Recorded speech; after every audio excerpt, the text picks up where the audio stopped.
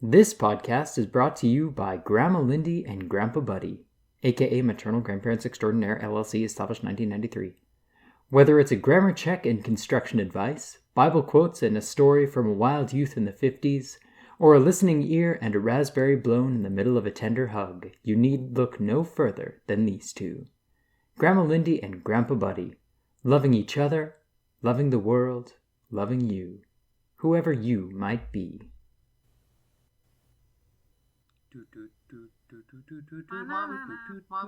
Welcome to Little, Middle, and Biggle. I'm your middle brother, Joshua. I'm your little brother, Andrew. And I'm your biggle brother, Noah.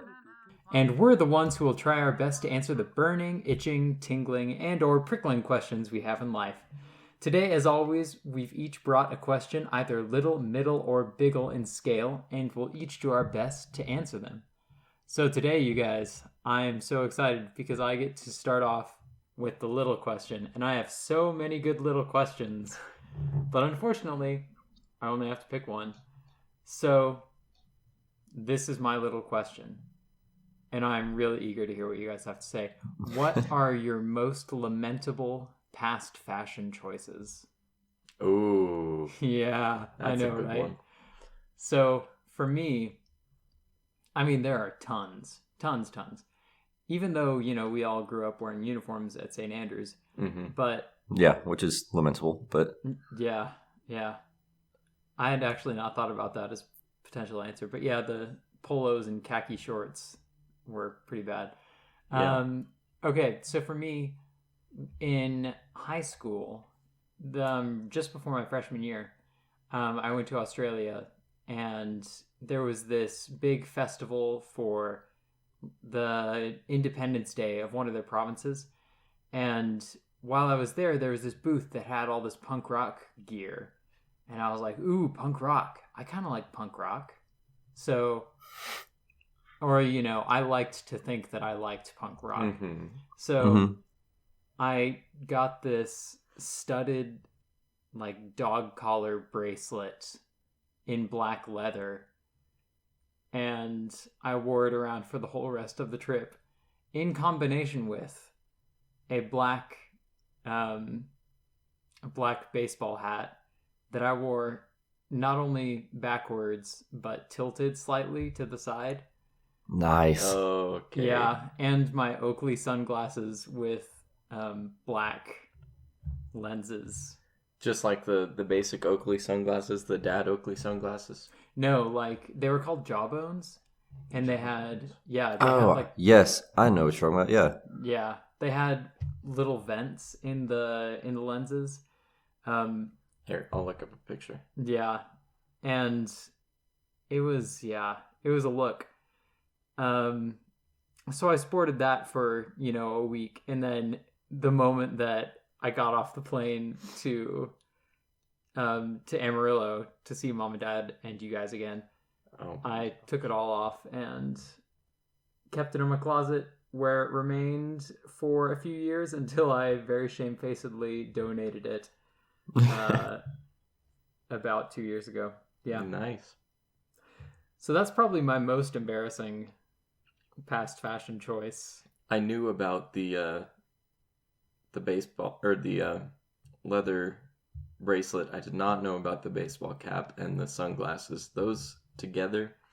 Yeah. Do you know what makes it even more lame is that I chose the baseball hat because it was black, but it was a Heifer International baseball hat. So it was like, I'm so hardcore, but actually I'm kind of a softie who likes to donate llamas to people in South America. Yep, that's pretty good. Yep. That's pretty good. Okay, who wants to go next? So I'm torn. So there were the free dress days at St. Andrews, right? And I think that is probably where I had my worst fashion choices, because every single free dress day I would wear a Minecraft t-shirt. Ooh. Yeah, which I mean, I still love Minecraft. I will stand by Minecraft. But wearing a Minecraft t-shirt is not not the best social choice. Yeah. I mean, back in that day, though, Minecraft was pretty, like, hip. Yeah, but, like, when it was 8th grade and I was wearing Minecraft t-shirts to free dress days. Yeah. That's a little cringy. Yeah, just a little bit. It also could be freshman year. I saw, like, this Rhett and Link video about their hair gels. So I was like, I'm going to start gelling my hair. So I started...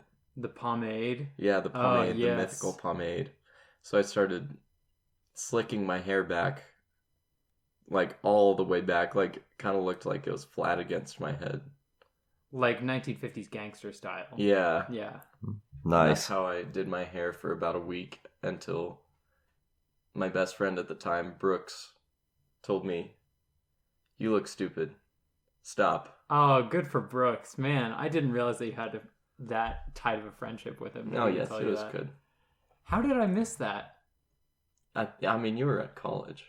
Oh, yeah, okay, I guess I was. I was getting the timeline messed up. But yeah, I was definitely at college. Yep. Wow. Gross. It was pretty gross. I'm surprised you didn't bring up jorts. I will stand by the jorts. I think jorts are still cool if they are worn correctly. Wow. If you ever try and become a politician, this soundbite will be dug up and it'll be replayed on all the radio stations. It'll be like, I stand by jorts. Is a vote for jorts. Well, what about you, Noah? What are your most lamentable past fashion choices? I know there's, like, as soon as you said that, there's, like, something tickling the back of my mind that I, like, can't remember exactly. Like, some moment where I was like, man, what a dumb thing for me to have been, like, wearing. I know that there was a long period, I mean, not to make your own lamentable fashion choices lamentable for you, but there was the long time when you wore like the same 3 shirts. Yes, that is exactly what I'm thinking of. Because I remember going shopping with, I think with someone, I think it was with Mom, and just like either realizing or someone pointing out that I always wore the exact same like 3 shirts and like the same like 2 pairs of shorts, like every single day. Almost definitely Mom who did that, because she used to complain to us all the time. She was like, wow, someone really needs to take Noah shopping, get him some new shirts. It looks like he just only has 3. Yeah, I remember going into your room one time and you were sitting on your bed and Amber was in your closet and she just turned around and said, "Noah, do you realize how often you wear these shirts?" But it was the old Mountain Dew shirt, the old Lucky Charms shirt, and then there was a tie-dye shirt. And then also the one with the popcorn in the microwave with ears of corn around it. And the horror movie. Horror movie, yeah. Yep. Oh, yeah. Those. Oh, my goodness. This is not a good sign that... I mean, I guess this just illustrates the point that we're, like, in detail recalling the 4 shirts that I wore. Yeah. Yep. And that was what, like 8-9 years ago now? Still remember. Yep. Yeah, that would definitely be my most regrettable fashion choice. Yeah. But I mean, they were all good shirts. They were the first time and the second time, and like I could have worn them still. It's just, like the silly, puns and jokes on some of them lost a little bit of their flair after I'd worn them twice a week for the past 6 months. Yep. Yeah.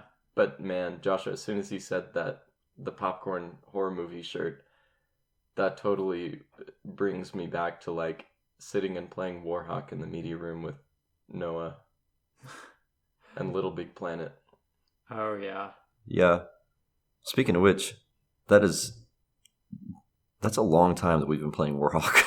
I know, yeah. Now that I'm thinking about it, I remember, this is just another lamentable fashion choice for me.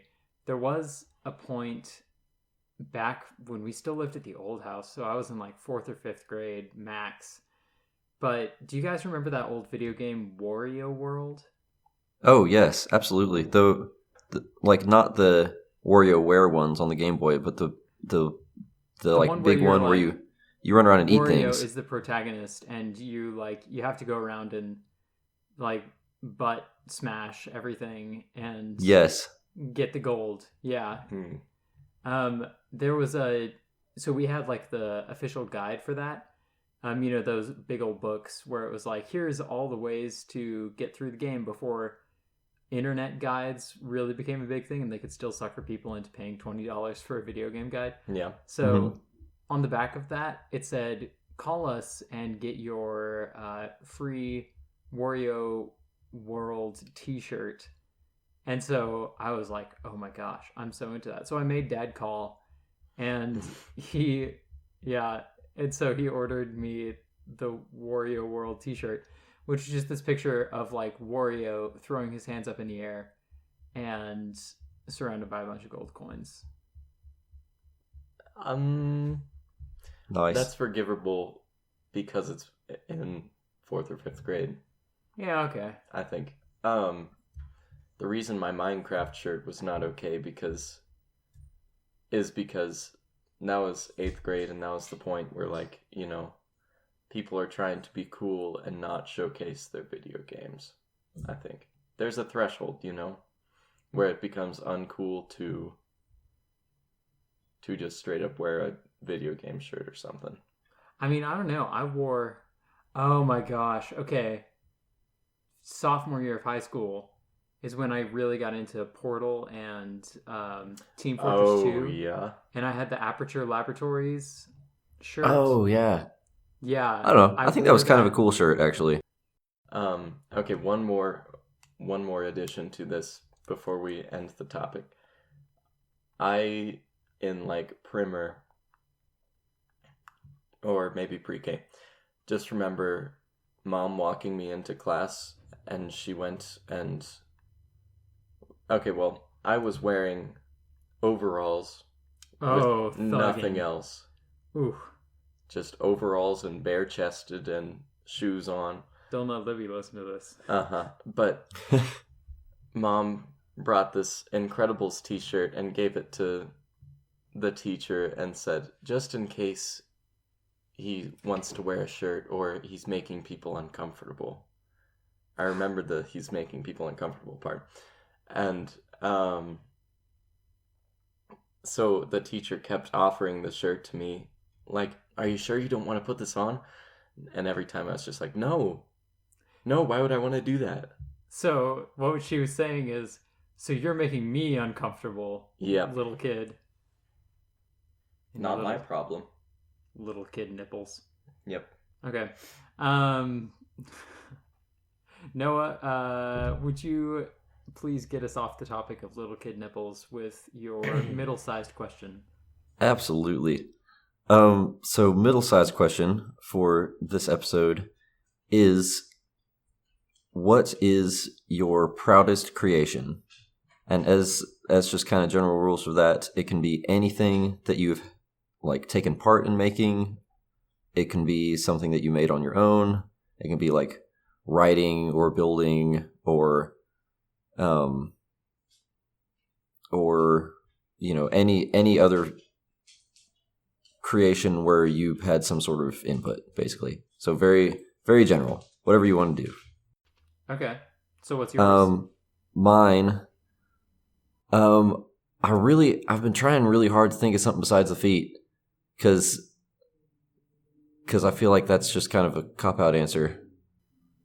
But I mean, I think all of us are going to have cop-out answers. I don't know, at least you and I, we both have pretty clear, like, answers. Yeah. I guess more seriously, yeah, I'd say the feet are probably my proudest creation.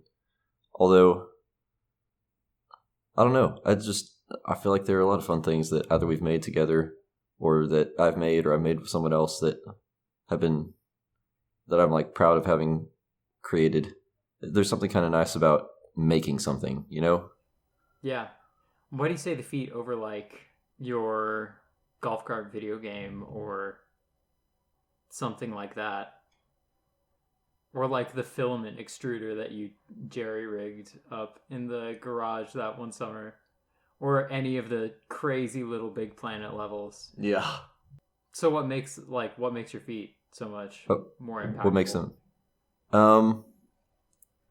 I guess just that it has a real world impact on people, or at least, potentially will have a lot of real world impact on people. So that's I guess that's what pushes it beyond, making Little Big Planet levels or silly costumes or whatever else.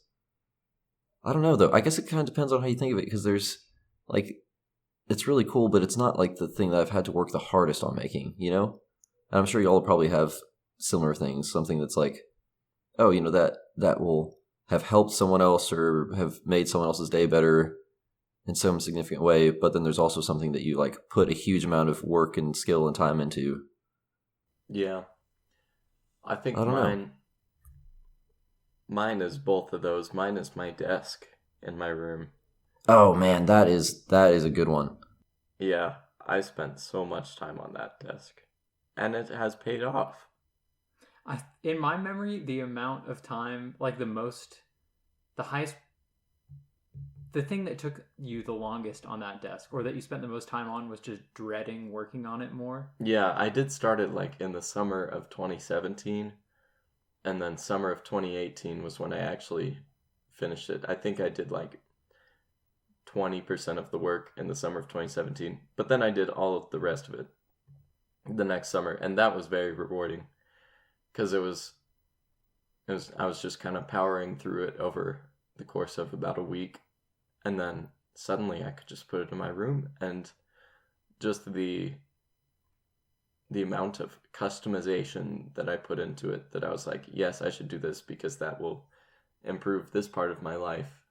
Mm-hmm. All of those things really have improved that part of my life. So I'm very glad to have made that desk. Yeah, yep. That's super cool. Also, isn't that just a superbly cool feeling whenever you've been working hard to make something and then it's done and you have the finished product and you're like, this is so awesome. It is super awesome. I don't know, being less of a crafty guy, for me, it's always just it is so awesome that I don't have to work on that anymore, because wow, that was exhausting. Yeah, there's a bit of that too. Yeah, when you and I made our standing desk, my standing desk, I guess, Andrew, that was a fun process, but by the end of it, I was just so done with working on it. Yeah. That the coolest part for me wasn't oh, now I get to use this. It was just I don't have to work anymore. Oh. That is true. Your standing desk, though, was kind of a complex problem, because we ran into things like the legs buckling and stuff. Yeah. That we had to do special stuff for. Which they still do buckle a little bit, but oh well. I mean, it's functional. Yeah. Yeah. Okay, for me, proudest creation, I don't know. I'm torn, honestly. One is the most obvious, which is just the rough draft of my book, especially now because it's being sent out and enjoyed to people, and they are getting the same, or a similar kind of enjoyment that I did in just exploring the world. And being a big kind of literature fan myself, I know how enjoyable and just relaxing and cathartic that can be, just to explore a new world. And also because I spent so much time and effort on that. But at the same time, I also feel really proud of the album that I made last year for everyone, of me playing organ and piano, because that was, I don't know, that took not nearly as much time and effort, but still a significant amount. And also, it's something that I feel more people that I gave it to would actually want that. And it's not I was just forcing it on them. It was a legitimate gift where they were oh, I would have asked for this had I known that it was an opportunity. Mm-hmm. Whereas with the book, I could give that to Aunt May and Tim and Grandpa Rita, Grandpa Dave, all of our extended family, and they would just be oh, Thanks. Now I This have is- this time commitment Yeah. that I need to What finish. a wonderful obligation you have given me. Yeah. Yeah. Yeah. So in that way, that is a little bit more. I don't know. It makes me feel like it was a bit more of a pious gift, if that makes any sense. I think Yeah, that's also fair. it's a lot more rewarding to finish something when you get to like express your emotions through it. Like the music you were saying. Mm, Being musical to me is very emotional. yeah. So, okay. So then, would you say that like some of your performances at the Christmas recitals and stuff, those were maybe, if not equally as rewarding as making your desk, at least sort of coming close? I wouldn't say at the Christmas recitals, but finishing learning pieces like Prelude on piano, it's definitely very rewarding. It's just not something I think about every day like I think about my desk every day. I would also like to use skills like being able to use power tools well, I don't know, to help. Like go volunteer at Habitat for Humanity or something, or Kind what? of things like that. Kind of like skills that most people don't have. Give them to other people, either if that is helping them make something or teaching them how to do stuff. And not just with power tools. I know that's not a very coveted skill, but like Well, no, that's playing- not a Maybe bad example. You need someone But to drill for you. I'm a yeah. great driller.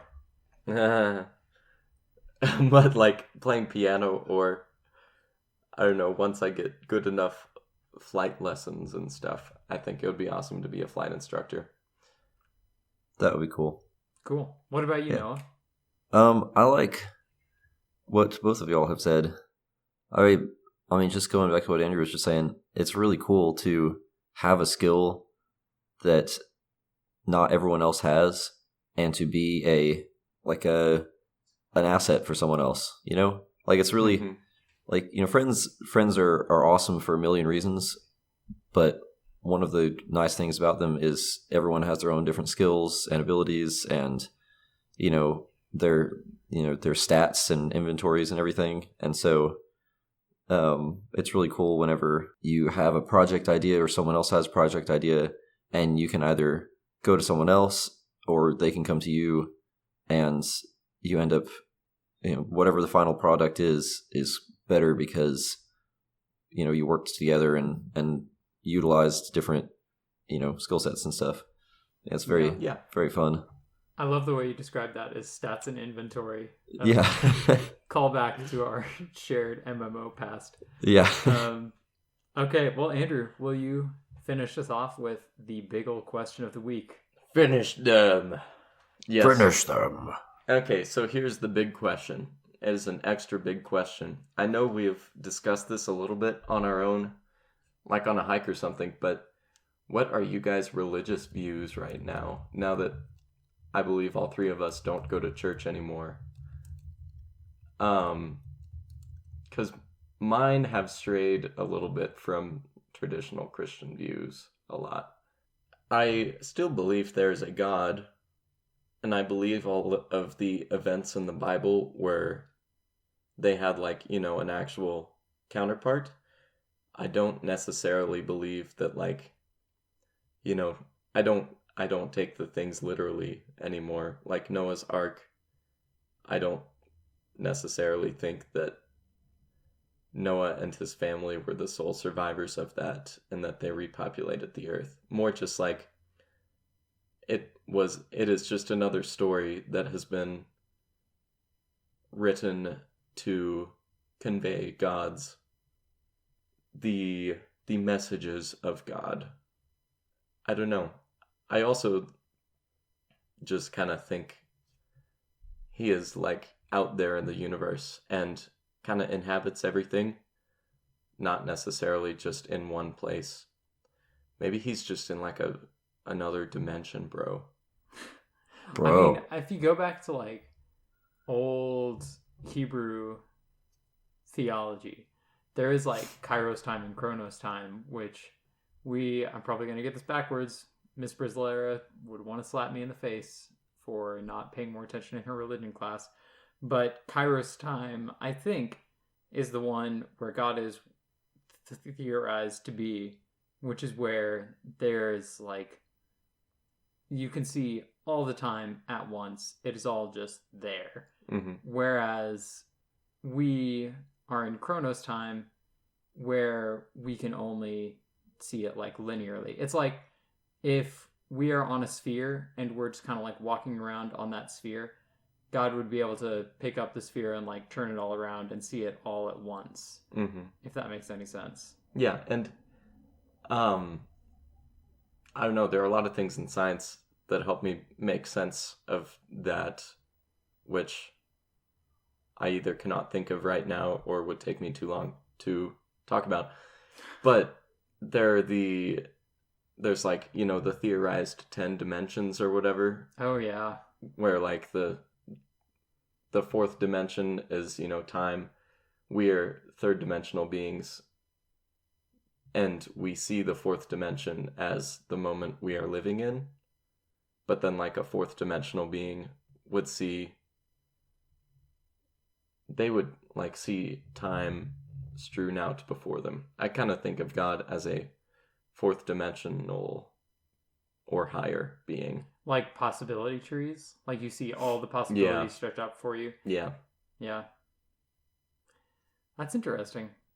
Yeah. So, to answer the question myself, I would say I definitely do believe in God, and that, you know, I think that it would be kind of strange, honestly. Maybe this is me just meaning making. Maybe this is me just rationalizing. But kind of strange if, like, for the past 2,000 years, we had all been following this book and it was actually just like a joke. Yeah. So I'm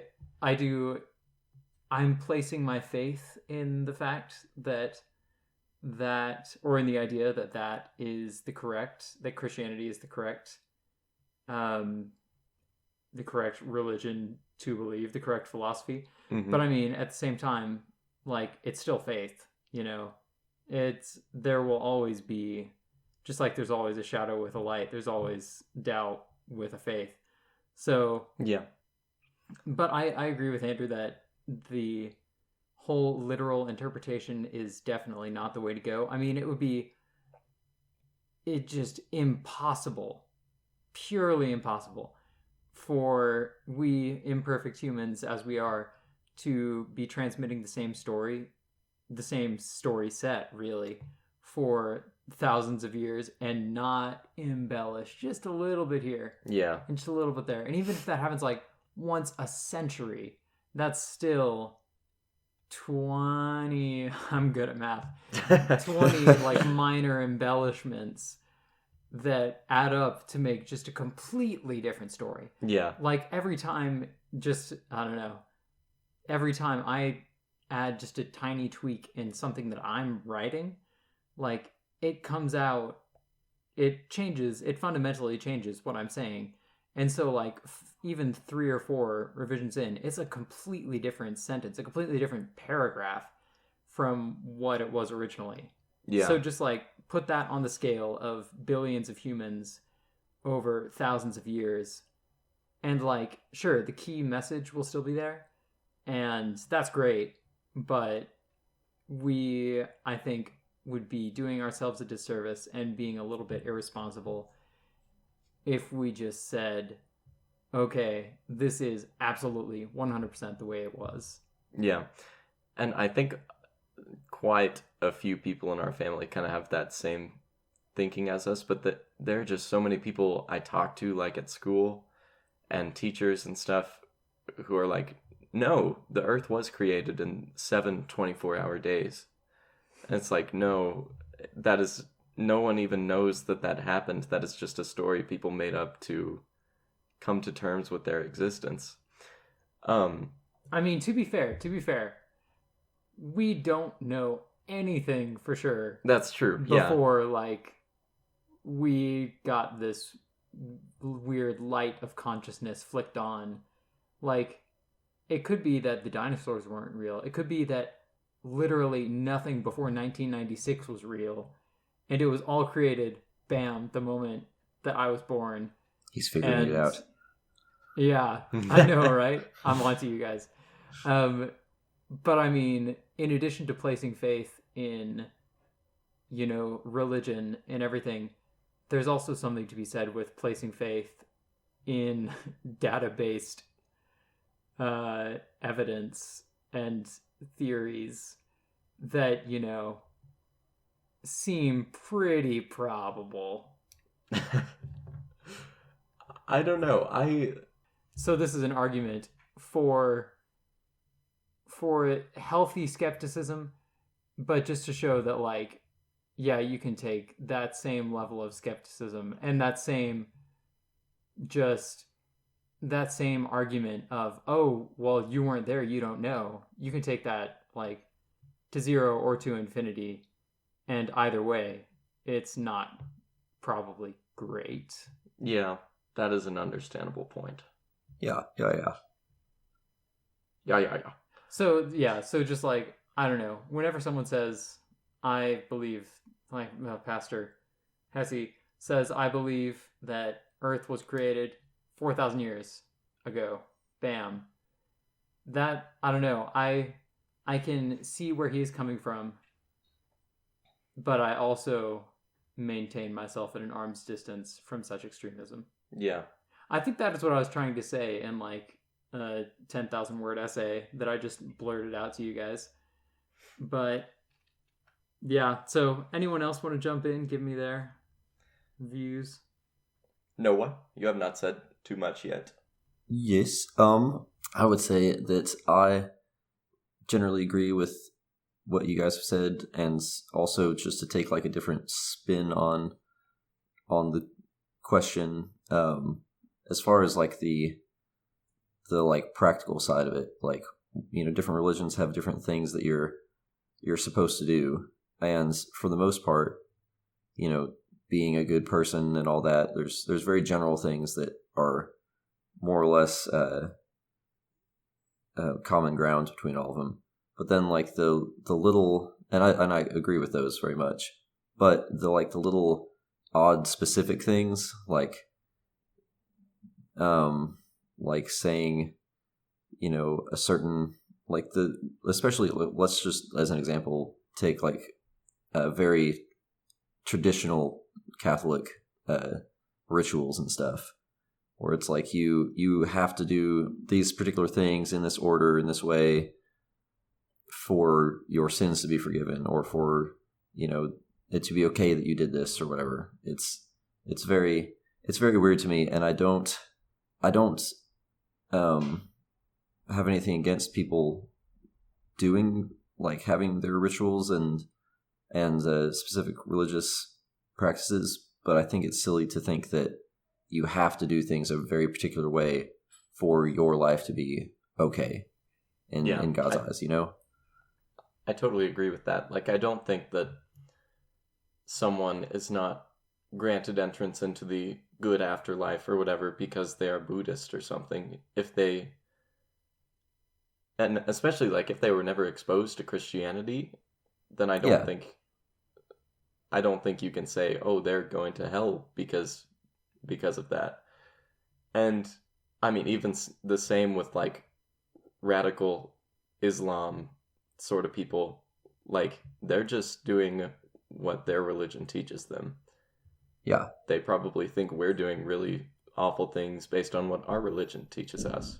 Yeah. Well, also, I mean, as far as things like radical any sort of religion, it's really kind of twisting and we'll just say twisting a religion or very specific parts of religion to suit a worldview or a mindset, or if you are like the leader of one of those movements, often to twist your followers into doing something that they would normally, it's a very inhuman thing to do, Like being a mass murderer or something is not a normal thing for a human to be okay with, even considering the idea of. And it takes a lot of weird manipulation and kind of just like breaking a person, like the way that they think, to get them to do that. Like considering not people just with like a mental illness or something. It's like, to take a normal person, not someone who's like schizophrenic and thinks that the world is out to get them or something. Right. I do think, though, that to circle around back to the things that you guys are talking about, like the highly ritualized everything, Mm-hmm. I think that a lot of times was used and is still used today. Just, it does have a function, I think. And I think that it's just built to, like, give people a sense of comfort of, like, okay, I'm doing all of the right things.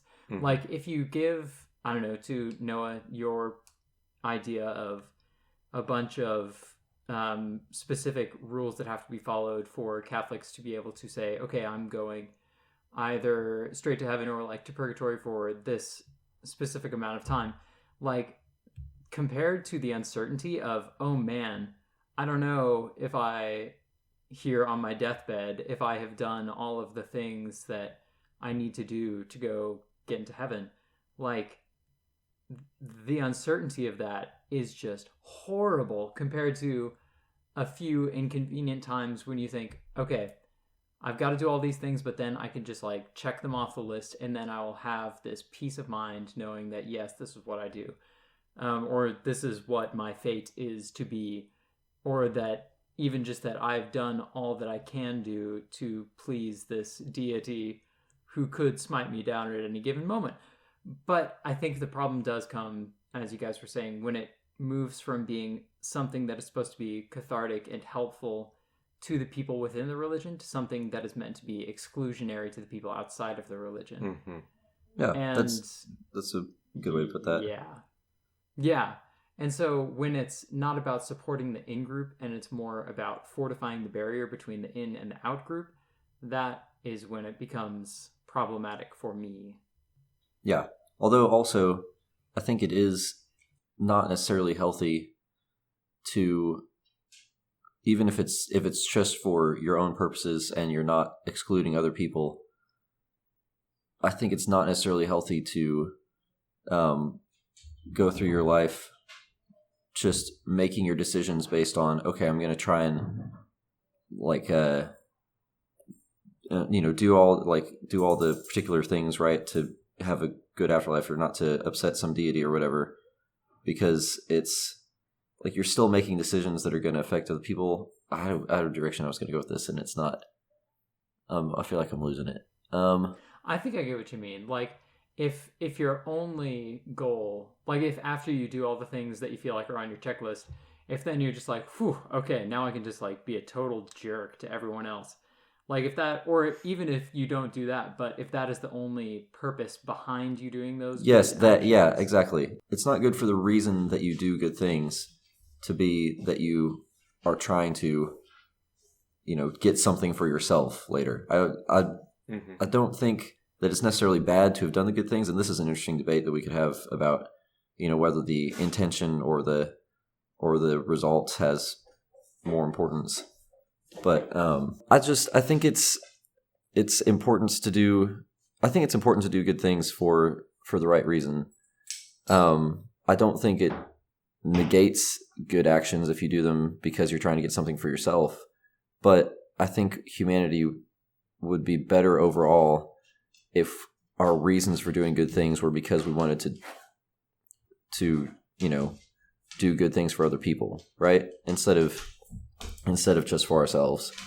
And right. And still, people would still make bad decisions, and you can try and do something good for someone else and it end up being like a bad decision or hurting someone or whatever. But I think if our general mindset is to do good things because they're good things and not because we are trying to get something or because we think it's part of, just because of some particular religious belief, I think the world would overall be a better place and we'd all get along better. And it also is like a really solid common ground. Like it's really hard to not get along with someone, or at least have some sort of ability to compromise with them when, even if you completely disagree on a bunch of stuff, if you're like, okay, we both want the same thing to like do the most good possible or help this group of people or whatever, you know? Kind of along those lines, I hate when people ask, well, if you don't get your morals from the Bible, where do you get them from? And it's like, I get them because it is the right thing to do. That is what society is taught. And when they're like, you're only acting this way because the Bible tells you so, it's like, no, I don't want to live my life based on this book. I want to live my life based on the things around me and doing things that help other people. Yeah, I think my answer to that would be, the answer to the question, if you don't get your morals from the Bible, where do you get them from? It would just be like, from my lived experience. Yeah, exactly. Like knowing when somebody does something and I just feel horrible as a result, or knowing when somebody does something for me and I think, wow, that felt great. I should do that for other people. Yeah. Like that's kind of, for me, the basis of morality. Mm-hmm. Because, especially because some things from the Bible, 2,000 years ago, would not be socially acceptable today. Yeah. Such as almost murdering your son. Stone the adulterers! Yeah. Yeah, I think we're on the same page here. I think we all are. I would really love to have this conversation with the rest of our family. So rest of our family, if you listen to this podcast and you want to bring it up with us, go for it, dudes and dudettes. Yeah. Really, like it's really cool talking about these things with you guys. I feel like the three of us kind of have some of these conversations relatively frequently, like these are very concentrated ones and like with a purpose, but we definitely have them fairly often. Yep. So it'd be interesting to hear everyone else's thoughts too. I totally agree. As we know from many political issues going on, it is much more healthy to hear other people's points of view than just, not that it's not good for us to sit and talk with each other. I think it would enhance our worldview to hear our relatives' opinions on these questions. Yes. The brightest flowers grow out of the most mixed manure. Yeah, of the most mixed manure. I was at Bahama Bucks the other day, and on the bathroom, they have this sign that says dudes, and then it's like Marys. It's supposed to be like men and women, but it's like dudes, and then some word, I'm pretty sure it starts with an M, that describes, female dudes. Marys. I have never heard of that before. Yeah, I've always just thought it was dudettes. Yeah, we're going to have to research this. Some surfer term. I don't know, when I go to school in California, I'll let you guys know. Yeah, Sounds there you go. Great. Well, guys, it sounds like we are at a good stopping point, so I'll just go ahead and roll the credits. This podcast is created by the three of us, written by none of us, and edited and produced by me, Joshua. Hopefully, it's also listened to and enjoyed by you, but no pressure, all right? So join us next time as we unravel more of the world's little, middle, and biggle questions, or maybe just get tangled up in them. We'll see how things go when we get there. Love, thanks, and T-Rex hugs from all of us. We couldn't have done this without you. Say bye, everyone. Bye. Bye, everyone. Oh, Noah.